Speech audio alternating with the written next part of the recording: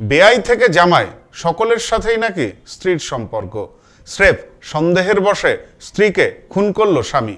মাঝরাতে ঘরের টালি খুলে ঢুকে হামলা।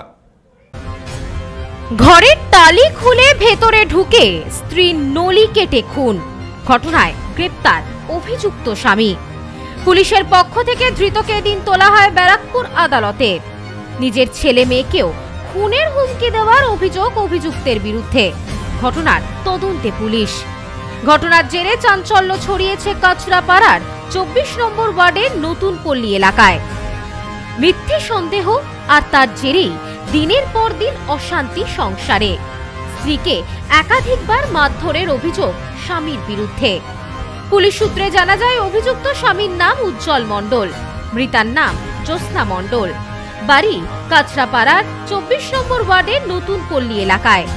পরিবারের সদস্যদের অভিযোগ স্ত্রীকে দিনের পর দিন মিথ্যে সন্দেহ করত অভিযুক্ত স্বামী উজ্জ্বল মণ্ডল, আর তার কারণে তাদের সংসারে অশান্তি লেগেই থাকত। জানা যায় স্ত্রীকে মারবে বলে ধারালো অস্ত্র নিয়ে বাড়িতে আসে উজ্জ্বল মণ্ডল। বাড়িতে তালা দেওয়া থাকায় রাতের অন্ধকারে ঘরের ওপরের টালি খুলে ভেতরে ঢোকেন তিনি। এরপরই ধারালো অস্ত্র দিয়ে স্ত্রীর নলি কেটে খুন করেন। স্ত্রীকে খুনের ঘটনায় স্বাভাবিকভাবেই চাঞ্চল্য ছড়িয়ে পড়েছে গোটা এলাকায়। অভিযুক্ত স্বামীর শাস্তির দাবি জানিয়েছেন সকলে। এদিন ধৃতকে তোলা হয়েছে ব্যারাকপুর আদালতে। অভিযুক্তকে নিজেদের হেফাজতে নিয়ে খুনের উদ্দেশ্য নিয়ে তথ্য পেতে চাইছে পুলিশ। পুলিশ সূত্রে জানা যায় গলার পিছন দিকটা কাটা অবস্থায় ছিল। কিভাবে ঘটনাটি ঘটল তা তদন্ত সাপেক্ষ। অভিযুক্তকে আদালতে তোলা হলে 7 দিনের জন্য হেফাজতে নিতে আবেদন করা হয় পুলিশের পক্ষ থেকে। স্ত্রীকে খুনের ঘটনায় স্বাভাবিকভাবেই ক্ষোভে ফেটে পড়েন পরিবারের সদস্যরা। এই বিষয়ে মৃতার মা জানান, আমার মেয়েকে ও নৃশংসভাবে খুন করেছে। আমার মেয়ে যখন প্রাণে বেঁচে নেই, আমি চাই ওর শাস্তি হোক। আমার মেয়ে যখন গেছে আমি ওর জীবনে শেষ করতে চাই, আমি আর কিছু চাই না। সুব্রত মা এসে আমাকে বলছে, তুই ফুল তুলছিস, জন্মের ফুল তুলছিস, মেয়েটাকে কুচিয়ে থুয়ে গেছে। তখন তাড়াতাড়ি দৌড়াইছি। ও অনেকদিন ধরে হুমকা দিচ্ছে, ছেলেকে তো মারবে, এখন ছেলের উপরে, ছেলেরা খাবে, মেয়েদের খাবে, মেয়ে জামাইদের খাবে। পাশাপাশি এদিন এই বিষয়ে সাংবাদিকদের মুখোমুখি হয়ে মৃতার মেয়ে জানান, এদিন রাতের অন্ধকারে তালি খুলে ভেতরে ঢুকেছিল বাবা। আমাকে বৌদি ফোন করে বলল, ভোরবেলা উঠে দেখি তালি খোলা। তারপর ঘরে ঢুকে দেখি মায়ের হাত পা ঠান্ডা হয়ে গিয়েছে, গলার পাশ দিয়ে রক্ত বয়ে যাচ্ছে। এরপর সবাইকে খবর দেয় বৌদি। আমরা খবর পেয়ে ঘটনাস্থলে যাই।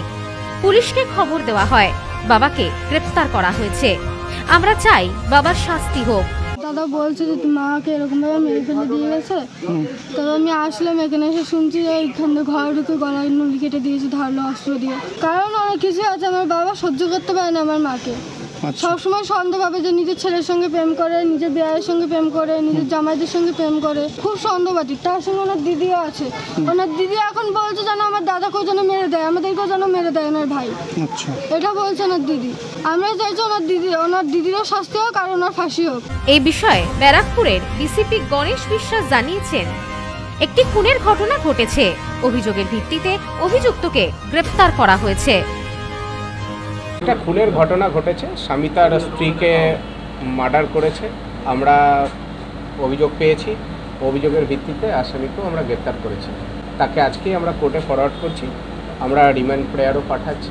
রিমান্ডে আসার পর তারপরে আমরা দেখছি কিভাবে এবং কি কারণে ও খুন করেছিল।